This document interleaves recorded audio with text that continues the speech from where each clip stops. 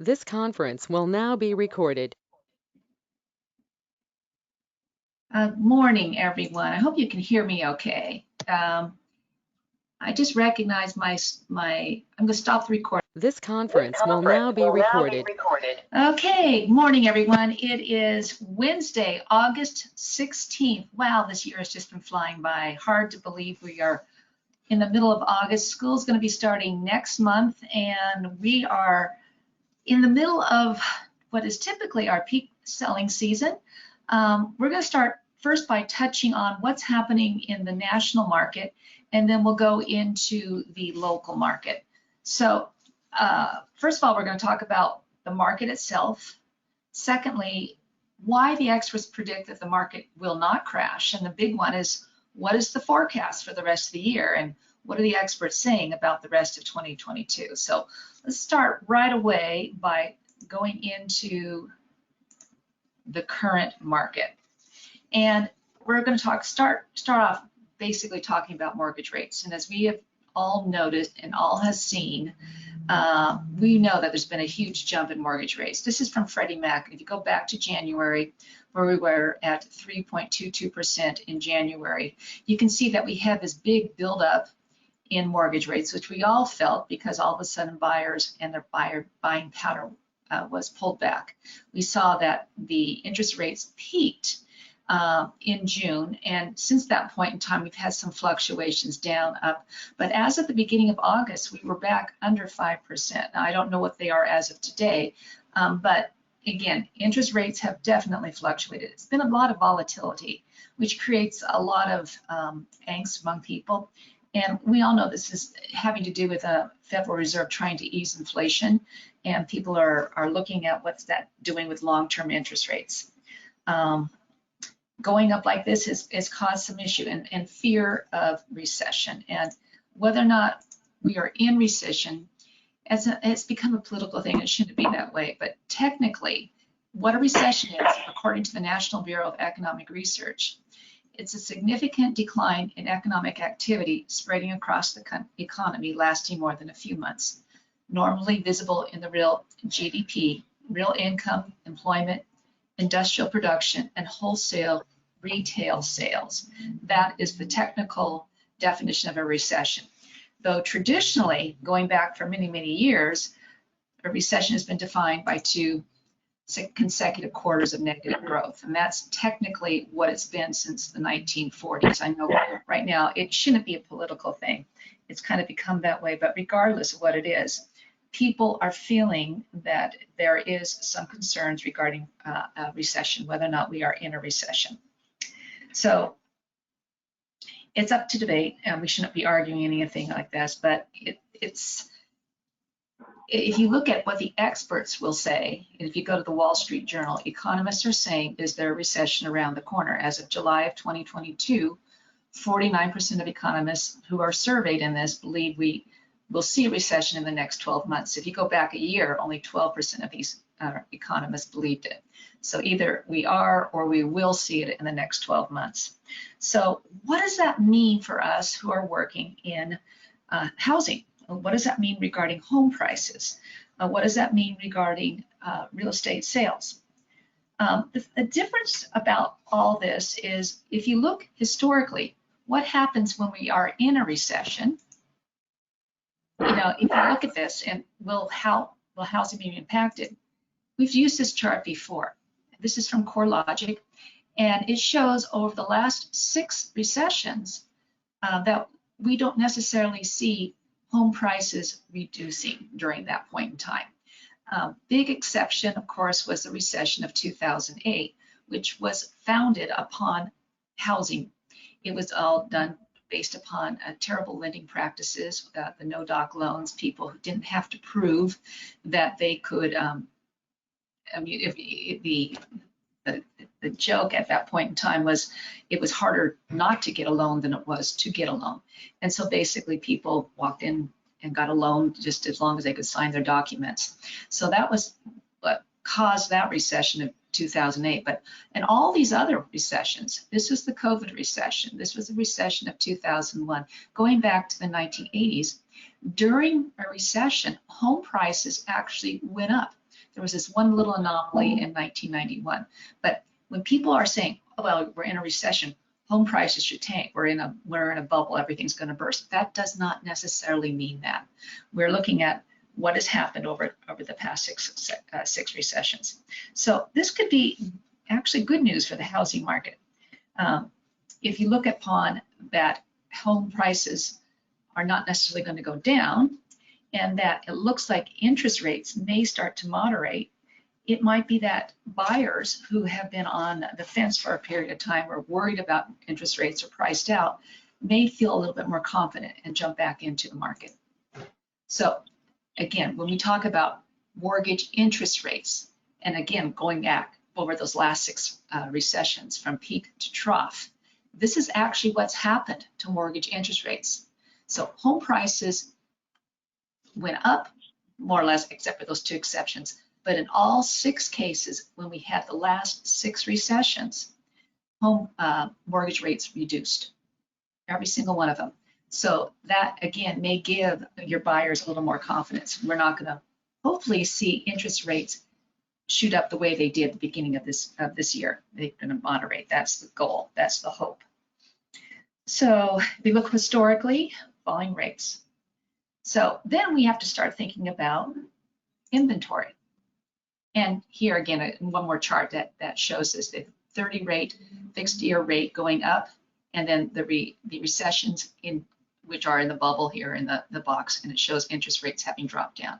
And again, going back to the 1970s on this. So again, over the past 5 recessions, mortgage rates have fallen an average of 1 percentage points from the peak, seen through recession to the trough, and in many cases, they continue to fall after the fact, as it takes some time to turn things around, even when the recession is technically over. So good news that way. So here's the next thing, why the housing market won't crash. This is when people, again, wonder about it. And probably in most people's mind is the housing crisis, which impacted us so much when people were into foreclosure and short sales. And those of us who were working in real estate through that time, we all remember it. People who, the housing crisis, that wasn't that long ago. That crisis impacted every single one of us who owned a home. Or owned real estate, or all of a sudden had our money shortened and lost a job, and all of a sudden we can't pay our mortgage. What are we going to do?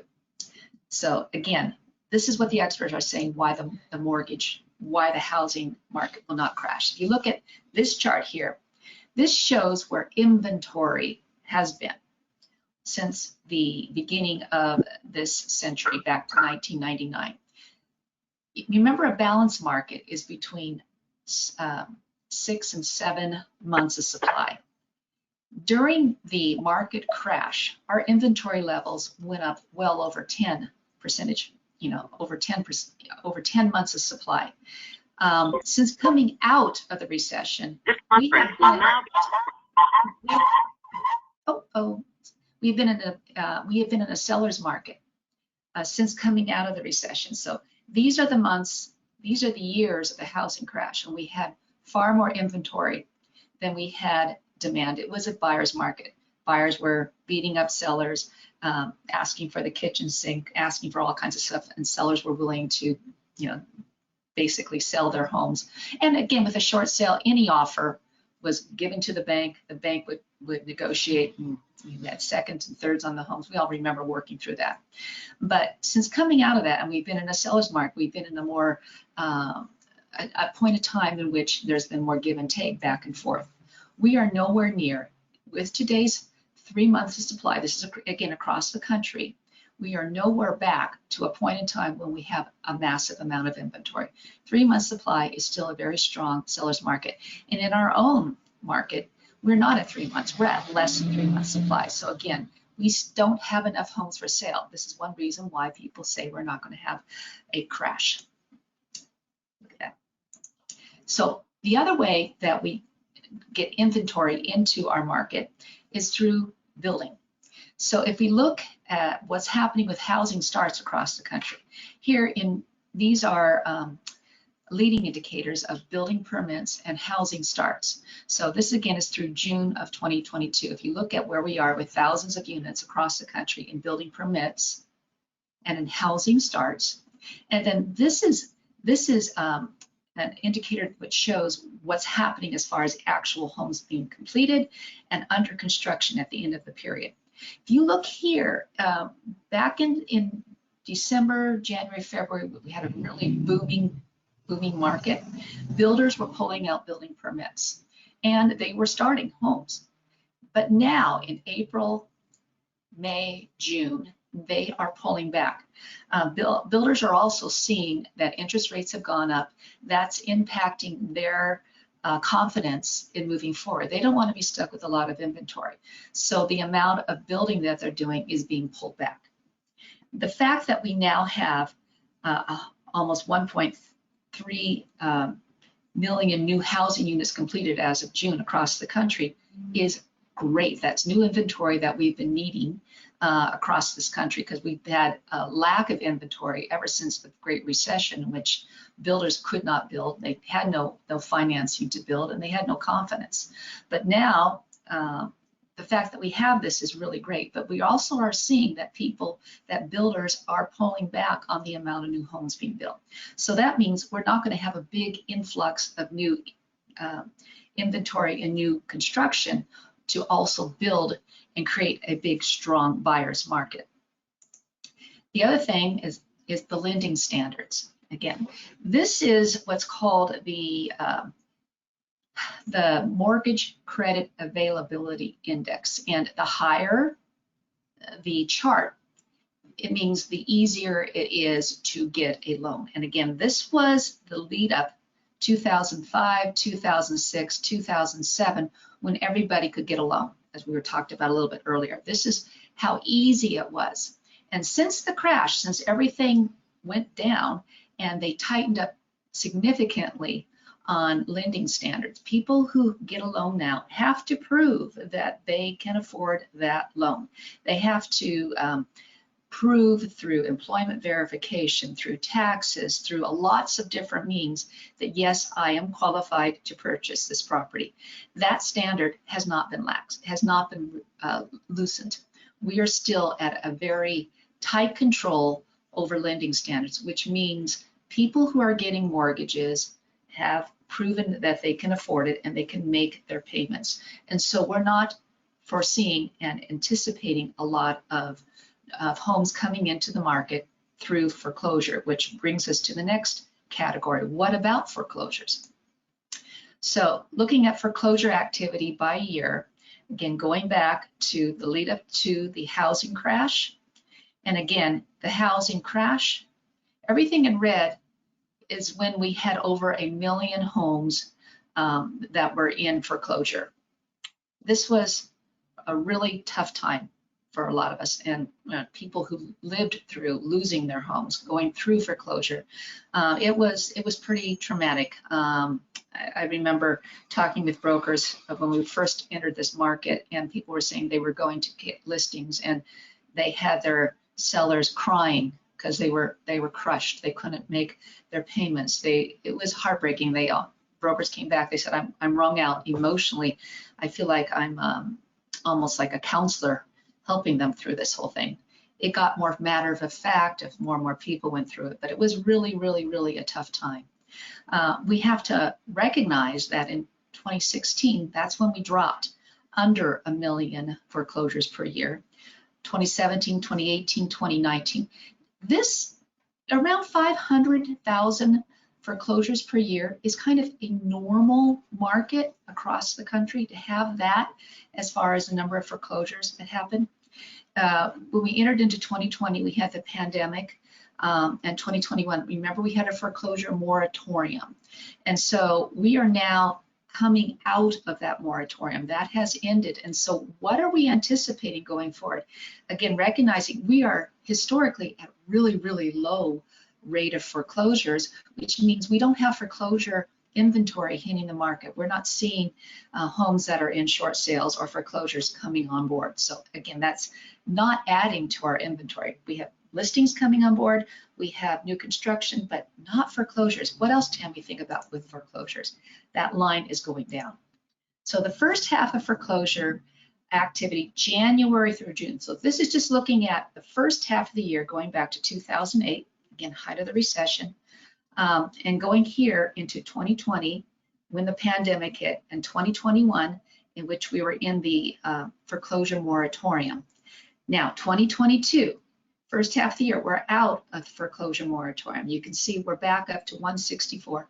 That brings us back to 2020, but still below 2019 and 2018 and 2017, which was pre-pandemic. We are below normal rates of foreclosure. So that is something to think about too. So if you have buyers coming to you who say, oh, where are all the short sales? Where are all the foreclosures? Because, you know, we're in a recession again. You have some credibility to share with them. Now, historically, we are way below that. Now, why are we below that? Because we're out of the foreclosure moratorium. Well, a lot of that has to do with this really great program that was put in place during the pandemic, in which the foreclosure moratorium was put in place, and people went into the forbearance program, basically a holding pattern because of COVID. Well, what's happened with all those people who jumped into that? The green here shows that it was 36.4% paid their mortgages in full or got behind, but they all caught up. So we're in good shape with everybody here.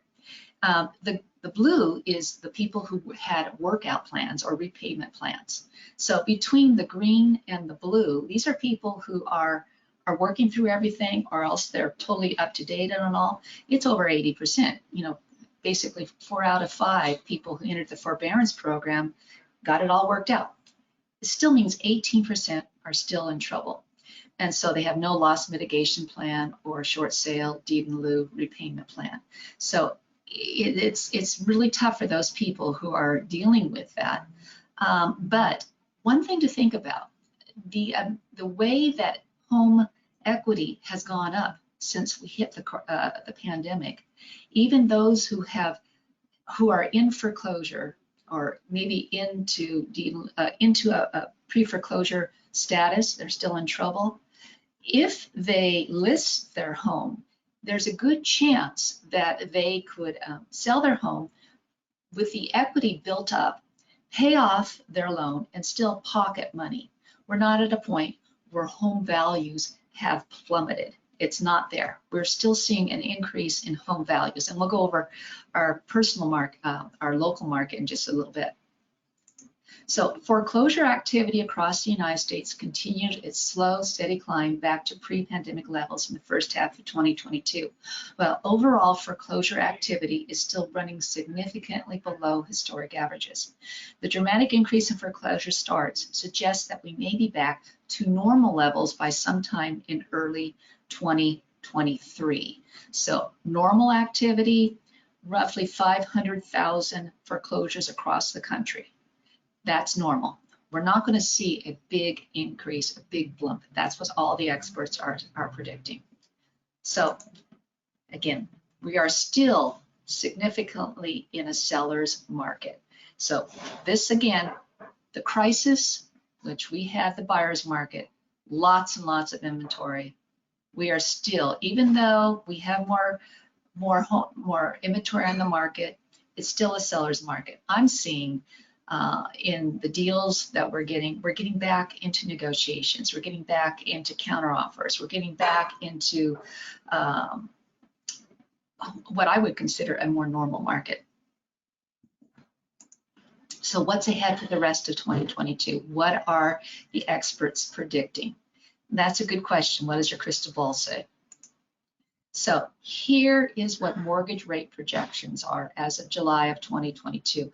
And we're looking at Freddie Mac, Fannie Mae, Mortgage Brokers Association, National Association of Realtors, and what is the average of all four. So we're looking at fourth quarter, we're averaging around 5.3%. First quarter of 2023, a little lower, 5.2%. Second quarter of 2023, a little lower again, kind of normal though, kind of holding around the 5%, and third quarter of 2023 around 5%. So where we are right now, we had that huge uptick, which kind of came as a shock. But if we kind of hold it around 5%, I remember back when we dropped from 8% to 5%, we were saying, this is an amazing interest rates. People who remember back when interest rates were 10, 12%. 5% is a very good historical interest rate to have. If we have some confidence, this is going to be what it's going to be going forward. Buyers have more confidence in what they're doing. Maybe people will feel more confident and like, let's jump back in. We don't think things are going to be out of whack going forward. So anyway, this is the predictions from these very top indicators. People who have top economists who really look at the numbers, look at what's happening here. Also, there's a prediction here from the economists from the Mortgage Brokers Association, or excuse me, Mortgage Bankers Association. There could be a potential silver lining for the market.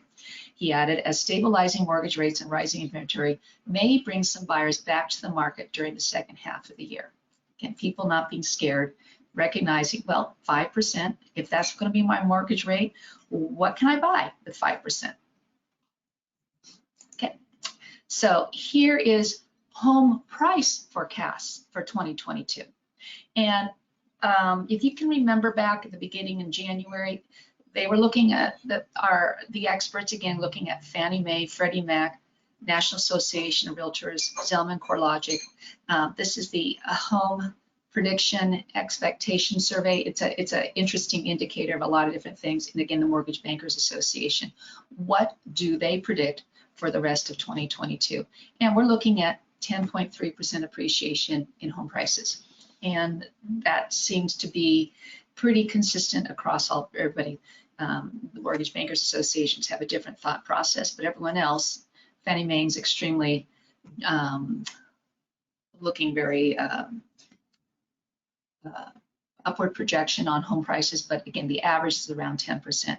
So that's the prediction for home prices. Home prices are not expected to crash. We're not expected to go negative. What we're looking at is the rate of the increase is decreasing. So it's not saying it's going to crash. It's the rate comparing month to month. I look at what was July of 2022 versus July of 2021.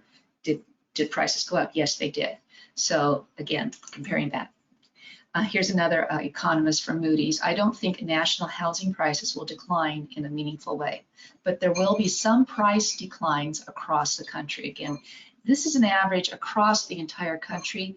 Each market has its own unique characteristics, its own unique gives and takes, unique buyers and sellers. But again, we don't think there's going to be massive declines. We may see months declines, but compared to the year before, again, I like to look at apples to apples. We may see some adjustments this year from what January is to now, people who've had homes sitting on the market. And if you look at our local MLS, you will see every day when you look at the hot sheet, yeah, there's been price reductions, price reduction here, price reduction here. But will there be massive declines? Well, we keep on looking at that. We'll look at that just in a little bit. So here is home sales. What's actually happening with home sales per se? And we're looking at seasonally adjusted annual rate in millions. This is through June. So again, looking at 2017, we had 5.5 million sales. 2018, 5.3. 2019, 5.3 million. 2020, the pandemic starting, and then look what happened in 2021. Again, so much inventory was snatched up. Through June here, we're back to 5.1 million. So are we back to a more normal rate, what we had pre-pandemic? Yes, a little bit less. I think a big impact on that has been the mortgage interest rates having shot up. But if we're going to be moderating back down to around 5%, if that's the expectation and it kind of holds at that, people will have more confidence moving forward. So I don't think we're going to get back to anything like this, bearing a massive interest rate reduction, especially with prices having gone up the way they have. But if we get back to the 5.5 million homes sold across the country, that's normal. That's a good normal market. So kind of looking at that, this is again what the experts are seeing. And again, total home sales forecast in millions. Now, this is just looking at some of these other indicators, the more bullish indicators. Freddie Mac, again, this is the January forecast that they had. Freddie Mac was predicting 6.9 million. They're now looking at that again, and they've gone down to 6 million predicted. Fannie Mae was at 6.8. They're now down to 5.8. And the Mortgage Bankers Association at 7.3 million, down to 6.4. But again, these are their experts. These are their economists, what they're predicting now. We're not crashing. We're not dying. We're at a point of moderation. And it's like, if you think about it, if you were going down the freeway at maybe 70, 75, and then you see in the distance flashing lights, and you recognize, oh my goodness, I'm going faster than the speed limit. You slow down to the 60 that the speed limit is. It feels like all of a sudden you've slowed way, way, way down. But in actuality, what you've done is you've gone from speeding way faster than is normal to what is normal. And so for those of us who last year, I mean, I know within our office, we were processing for some of our buyers 5, 6, 7 offers made by those buyers before they actually found something that they actually got in contract and were able to close on. Or all these deals we were processing, the multiple offers, if you were on the listing side, and all these offers that came in on your listing that had to be processed and looked at on all that work. We're back now. Hey, did I get 1 offer? 2 offers? Yes, we are still in some cases multiple offers, but different. So here are reasons to encourage buyers right now. Here's 3 reasons to buy a home today. First of all, there are fewer multiple offer scenarios. In April of this year, national statistics here, 5.5 offers per home. In May, they dropped to 4.2 offers. And in June, down to 3.4 offers. So fewer competition, less competition, more rooms for negotiation, more opportunities to come in under asking price as a starting point for your negotiations with the sellers. Another thing to think about, fewer homes selling above asking price. So in April, 61% of homes sold over asking price. In May, 55% sold over asking price. And in June, 51% over asking price. Now, still, 50% over asking price is really, that's really great for a seller, but not 60%. So we're moving into a different trend, and we don't have the July data on this yet, but this is showing why it's good for buyers who are on the fence or got discouraged to jump back in. Also, something to think about, supply of homes for sale is growing. So in April, across the country, 2.2 months. In May, 2.6. In June, 3 months supply. More inventory, more opportunities for buyers to find something. And we see this across our market, and also within our own brokerage. I mean, we had last summer, it was hard to have more than 10 homes that were our active listings at one point in time. As soon as we got a listing and we entered into contract.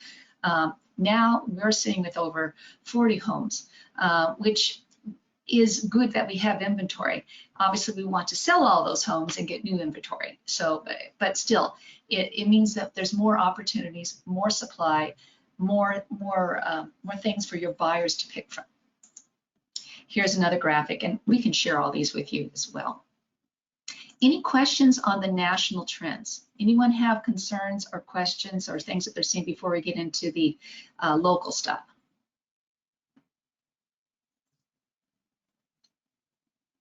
Anyone thoughts about this?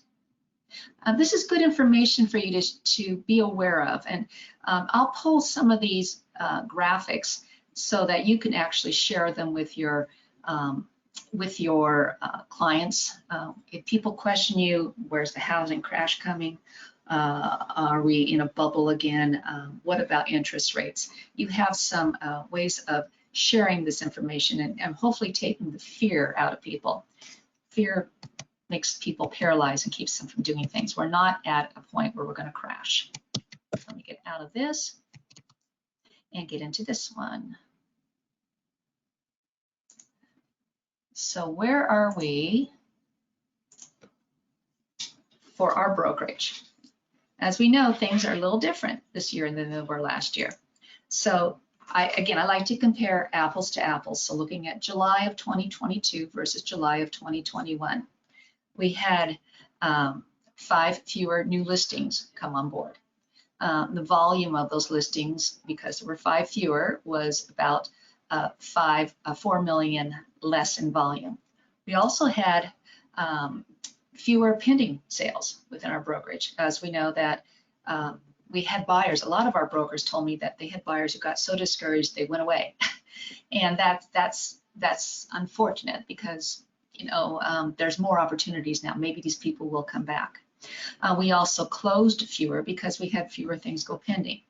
Volume overall was less. But our year-to-date figure, if you look at this here, we're just under where we were in volume. Yes, we're under where we were in numbers, but with volume, it's almost the same. It's because we're selling more expensive property. Things that and there's a reason why we're selling more expensive property, is because home prices have gone up. They continue to go up. So let's take a look at the market summary. This is Bend Residential. I pulled this right from MLS. This Bend also includes Sun River. I cannot pull that out of this chart. But if you look at the number of listings, this is active listings. Look what happened. The volume of listings available just shot up between June and July. And everyone that I know of has said the same thing here. New listings actually dropped, which is what happened in our office too. Fewer came on board between June and July. And sold listings dropped a little bit too, down a little bit compared with June. If you look at listing prices, they are starting to really moderate. Compared with the year before, they're up, but compared with the beginning of this year, maybe going back to March, April, active median list price is moderating. New median list price is right in here, that's the brown. And then the sold median sales price is definitely moderating. Absorption rate, this is how many listings coming on. Again, this is our months of inventory. It's going up. So every listing we have should sell within 2.5 months. Again, balanced market is around 6 months. Sold to list ratio. This is when we were bidding homes up back in March and April. Homes sold 102% of original list price. And now we're under that figure. Days in market starting to go up. And then price volume. Again, we still have homes going up in prices. So this is the figure that I think is always so interesting. Again, comparing apples to apples. These figures keep changing. This has always been one of my frustrations. When I do this chart, this information is available at the beginning of each month, right away, as soon as the new month changes. So August 1st, this was available. And these figures keep changing because people in different brokerages are late putting their data into MLS. It slows. The figures from 2021 don't change, but the figures from 2022 do. And so I updated this as of a couple of days ago. When I did my blog, I had different figures that I was able to use because that's what the data showed at that point in time. But anyway, the overall trends are still consistent. So the active listings, we are down in active listings across our market compared with 2021. New listings are down almost over 26% compared with 2021. New pendings, however, were up about 15%. Solds are down almost 28%. Sold volume down 16% because fewer homes have sold. Obviously, volume is down. Average sales price comparing 2021 to 2022 July, up in our market 17%. Remember, the experts were saying the overall prediction, overall average up 10%. Well, our market, we're up 16.6%. Median sales price up 15.6%. So between average and median, overall in our market, I would say we're up 16% comparing July of 2021 and July of 2022. So that's again for single family homes on less than an acre. Percentage of homes selling compared to list price, more negotiation. We're under 100% of single family homes on less than an acre. Yes, most homes are still selling close to asking price, but we're no longer having those bidding wars driving prices up to that point. And again, months of supply, this figure keeps changing. I mean, early in the month, it changes, it keeps changing. Roughly 2.5 months of supply. And so that is really what I am seeing in this market. What about you guys? What are you seeing? Are you having the same sort of experience when you're looking at things? And it's getting challenging to price homes now when you're getting a new listings. What the homes were selling for just 4 or 5 months ago may not necessarily be accurate, because if you just look, again, this is comparing July to July, but comparing just a few months ago, homes that were priced, say that they sold in March, that would be the comp for April, May, that might be too high when you're trying to price something based upon inventory going up, supply and demand driving home prices. The fact is we may need to consider pricing things differently. In fact, I talked with one of you not that long ago, and if you're comparing, depending upon what you're looking at, people are saying, take what sold maybe 4 or 5 months ago and drop the price, $50,000, $60,000 to try to come up with a reasonable comp, depending upon what the home is. How about any of you? What are you guys seeing? You want to share your thoughts? If you have something to share, just please feel free to unmute your mic. Or put something in the chat. I know we got something in I guess, Cinda? Yeah. You know, our problem is I got a listing with Garrett. We're the second lister. The first brokerage started off high. I dropped him 20, we dropped him another 30, we're down 50 now. Today, I'm going to talk to them this afternoon after this meeting. And I have to be honest, when I look at comps, we have to be another $50,000 down, which drops that price $100,000. Mm-hmm. You know, it's tough. It's tough to communicate that to people.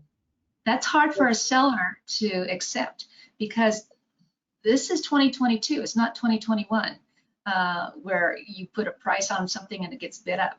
We're not seeing that. The inventory is definitely increased, and buyers are being much more picky.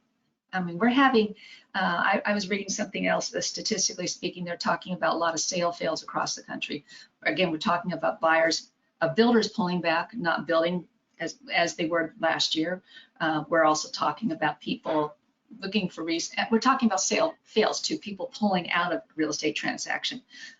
So yes, if your seller is thinking that you put a figure on it and people will flock to it and bid the property up, that's gone.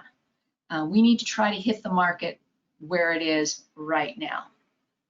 A little hard for them to hear, it really is. And we have some people who don't necessarily, they think they know better than people who are actually the experts and look at all this stuff all the time. And that's hard sometimes with certain personalities to work through.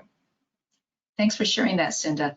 I can tell you we got into contract recently within our office. One of our brokers offered $200,000 under asking on a property, and the seller accepted. Our buyer was not really all that enthusiastic about the home because they figured they're going to have to put $200,000 into it in remodeling. And so if this one didn't work, well, that's okay, because there's other options. And I think in the case of the seller, and again, we represent the buyer in this case, I think in the case of the seller recognized, yeah, this is probably the best I'm going to get. And the price of the home, based upon when they bought it initially, it's so up. They're still pocketing a massive amount of equity. So yeah, you may have missed the top of the market, but you're still doing super, super well seller. So, and from our buyer's perspective, it's going to be a good home for them. Linnea, Yes, yes, Kate. what I think is going on is what you just said, which is I think price is your major tool in the marketplace right now. And if you make instead of doing the bull the frog thing where you drop prices down marginally, if you go right to where you think your seller's bottom line is. So my experience last week was my home up in Widget Creek on Golf Village Loop. We dropped the price $100,000, which made it a shining value. I did an open house. I had about 12 people come through the open house.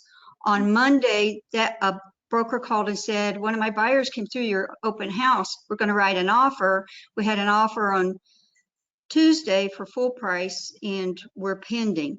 So all I can say is nothing was happening until that price reduction occurred. And I think instead of going down and thinking you're going to negotiate further, my seller said, this is our bottom line. Go ahead and put it out there. We're going to stick with it. And we did.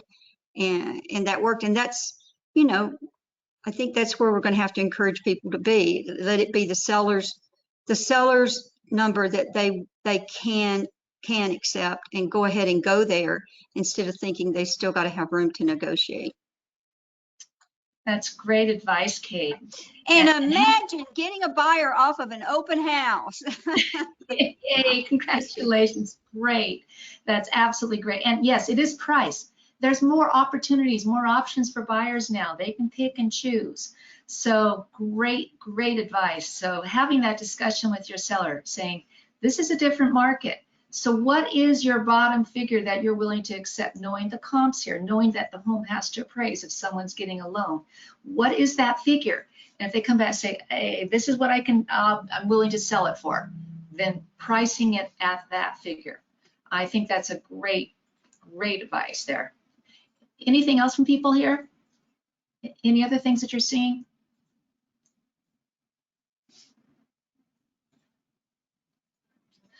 We are still seeing, in some cases, certain things that hit the market that are just amazing properties have multiple offers. We negotiated, I think 2 weeks ago, on a new property that hit the market, and there was a lot of demand for it, and it happened our buyer got it. But in that case, they had to go over. So there are still certain properties like that, but the majority of them, if you're selling if your client is doing a resale of some sort, getting to realize what the market is, look at the comps, look at what's happening in the neighborhood, look at if there's anything that is selling, that's the new comp that anyone who's getting an appraisal, well, the appraiser will be looking at. So just being realistic on our market right now. And again, understand that compared with a year ago, our home prices overall are still up 16% over the same month a year ago. And that's a lot of equity. So any other discussions about or things people could share about the market itself? Yeah, I think it's by neighborhood for sure. I went to a listing appointment in Northeast Bend. His home was built in the 90s. I gave him a fair price based on comps. Well, he wanted to compare it to a house down, about a mile away that was 10 years newer and was not a comp at all. So I'm seeing other agents price Northeast homes way over value, and that's why they're sitting. The other observation is more popular neighborhoods like Tetherow and my deal in escrow now, we looked for a very long time, and it was all multiple offer situations way above list. And I thought that would taper down, but our current offer was a multiple offer situation. And again, we went over list and this time got it. So I think the more trendy or popular West Side homes are still multiple offers and hard to, for the buyer to offer anything too low. And whereas on the Northeast side, I think they're still inflated, and that's why they're not selling as quickly, is my observation.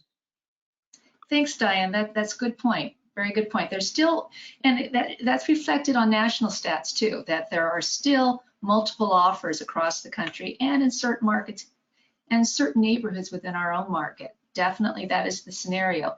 But if you're representing a seller, the goal is to sell this property for the most price, at the best terms, and as quickly as possible. That works for your seller. So overpricing, we all know that statistically speaking, overpriced homes that sit on the market, people start wondering what's wrong with it. And that's not good. So we want to get homes sold as quickly as possible. It's challenging, and it's hard to price these right now with a market in transition. But thanks so much for that, because that's true. We are still seeing multiple offers in certain scenarios. Anything else for anybody that you want to share about the market before we get to haves and wants? Okay, how about haves and wants? Anyone have a have or a want?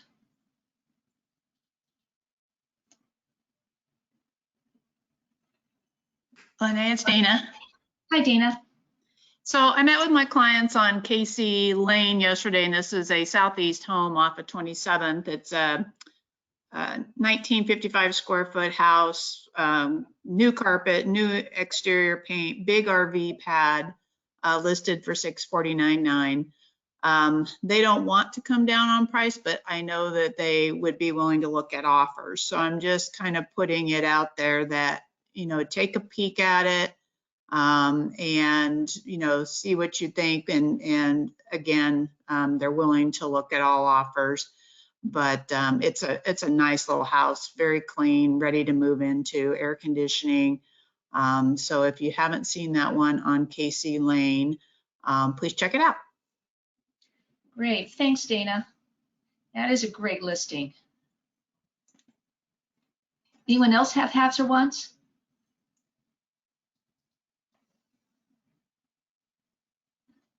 I know Sheila put out her new listing that she has coming up in the parks. I think it's on Davis Lake at, I think, $1,150,000, and it's available now. I think it's going to hit MLS on Friday, if I'm not mistaken. I think it's going to be coming soon, pretty soon too. Cinda, your mic is undone. Yeah, we're going to go ahead and talk about 17169 Kingsford Road that Garrett and I have. We are going to negotiate the listing price again this morning after this meeting, and we're looking at the 8, so it's going to drop down in the 8s. It's a half acre. It's 2,700 square feet, almost 28 actually. Super good house, nice area near Sun River, and if anybody has a buyer, we could be quite a bit lower than our asking price right now. Has it ever been used as a vacation rental, Cinda? Yes, it has before these sellers, and it's in a perfect location for that. It's got a bonus room upstairs. It's really a nice short-term rental. Great, thank you. And under 9 now. That's great. Yep. Hopefully today, as soon as I get done. Okay, great. After your seller agrees, great. Anyone else with haves or wants? I do. I showed Jan Davies' condo in the Bluffs yesterday. Really a great floor plan and nice amenities, but it shows very dark. So if any of you have a condo coming up in the Bluffs, please let me know. My folks are very interested in this location. They want something a little brighter. Is that it, Sherry? Yes. The orientation was such that it shows very dark. Okay. Very good. Thank you. Thanks. Okay. Anyone else? Anything? Hey, Yeah. Hi, Julie. I was just wanting to mention my Ferguson listing is in withdrawn status right now, but they are still wanting to sell it. So if anybody does still have a buyer they think it would work for, please reach out to me and I can try to set something up for somebody to see it. But it's a really cool little spot. They're getting everything all up to code with permitting. I know that was kind of an issue for several of the buyers that were looking at it before, so let me know. Right. They had some unpermitted improvements that have been made to the property, and now they're getting them permitted. So that objection should go away, which will be great. Great. Yes. Yeah. Thanks, Julie. Uh-huh. Yeah. Anybody else with anything? Okay, if not, I will be forwarding the link to this as soon as we have it produced, along with some graphics here that you could share with your clients. So thing about the recession, where we are with interest rates, the fact that we think things will start moderating, that interest rates typically historically drop during a point in time when we do enter into a recession, and some of these other graphics that you can use about why now is a good time to be buying. So feel free to reach out to me if there's anything else that you see in here that you think would be helpful for you to use, because I'll pull out, I'll make PDFs, or I'll make JPEGs of anything that you need. Just reach out. And thank you so much for attending today. Hopefully this was good information for you, and we'll talk to you soon. Thanks.